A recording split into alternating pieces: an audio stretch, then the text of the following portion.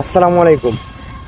গত কয়েকদিন যাবৎ শুনতে পারতেছি যে ডাক্তার ইউনূস সাহেব বলেছেন, যদি কেউ নারী হোক বা পুরুষ হোক, যদি কেউ ডিভোর্স দেয় তাহলে পুরুষ মানুষের যেরকম কাবিননামার পুরো টাকাটা দিতে হয়, ঠিক সেম ভাবে যদি কোনো মেয়ে কোনো পুরুষকে ডিভোর্স দিতে হয় তাহলে সেম ভাবে কাবিননামার টাকাটা পুরোপুরিভাবে দিতে হবে।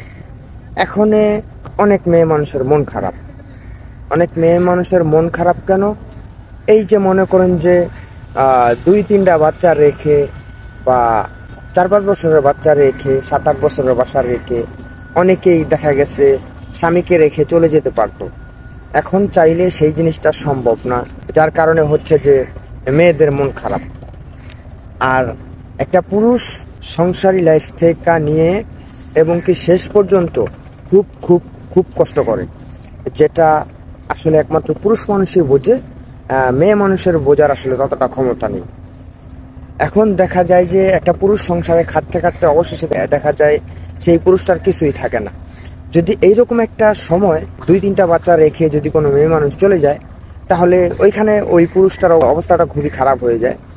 তো আমার মনে হয় যে ডাক্তার ইউনূস সাহেব ভালো একটা উদ্যোগ নিয়েছে। এই কারণে কিছু কিছু মেয়েদের, আমাদের বাংলাদেশের কিছু কিছু মেয়েদের মন খারাপ।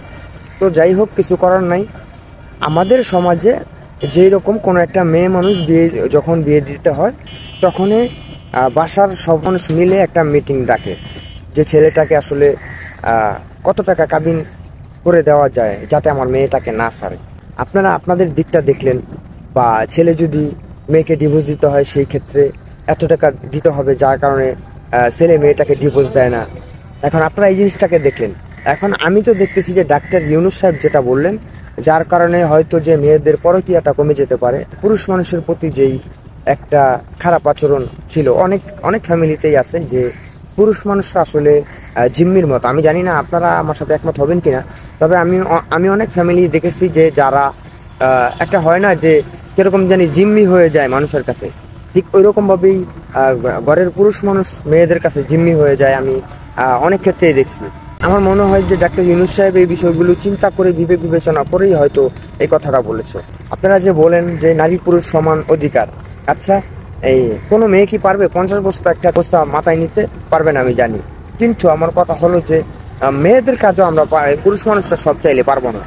এখন কথা হচ্ছে যে মেয়ে মানুষ ভাই, আপনারা সাধারণত ঘরে থাকেন, একটা পুরুষ মানুষ, যেই পুরুষ মানুষটা মধ্যবিত্ত ঘরের সন্তান, ওই পুরুষ মানুষটা মনে করেন যে লেবারি থেকে শুরু করে রিক্সা, ভ্যান, তারপরে হচ্ছে যে রাজমিস্ত্রি কাজ, মাঠে মাঠে মাঠে কাজ করা, এই কাজগুলো যে ঠাডা পড়া, রোদের ভিতরে কাজ করা, এই কাজগুলো যে কত কষ্টের, এই কষ্টটা আসলে একমাত্র এই পুরুষ মানুষই বুঝবে, আসলে সবাই বুঝবে না। আমার মতে ডাক্তার ইউনূস সাহেব যে উদ্যোগটা নিয়েছেন, আলহামদুলিল্লাহ খুব ভালো উদ্যোগ নিয়েছেন। এর কারণে পরকীয়া কমে যাবে, এর কারণে যে স্বামীকে রেখে অন্য কারোর সাথে ফোনে কথা বলা, এই জিনিসটাও কমে যাবে, বা একজনকে আরেকজনের ডিভোর্স দিয়ে দেওয়া, এই জিনিসটা কমে যাওয়ার কথা। তো আমার মনে হয় যে না, পার্সোনালি ভাবে বিষয়টা ভালোই করছে। তো যাই হোক, মৃত্যু খুব নিকটে, তাই আসুন মৃত্যুর কথা স্মরণ করি, আসুন সবাই মিলে নামাজ পড়ি, হিংসামুক্ত সমাজ গড়ি। আপনাদের একটু ভালোবাসা পেলে হয়তো এগিয়ে যেতে পারবো আরো অনেক দূরে। ভালো থাকবেন এই প্রত্যাশায় বিদায় নিচ্ছি। আমি মোহাম্মদ জহিরুল ইসলাম রুবেল। আসসালামু আলাইকুম।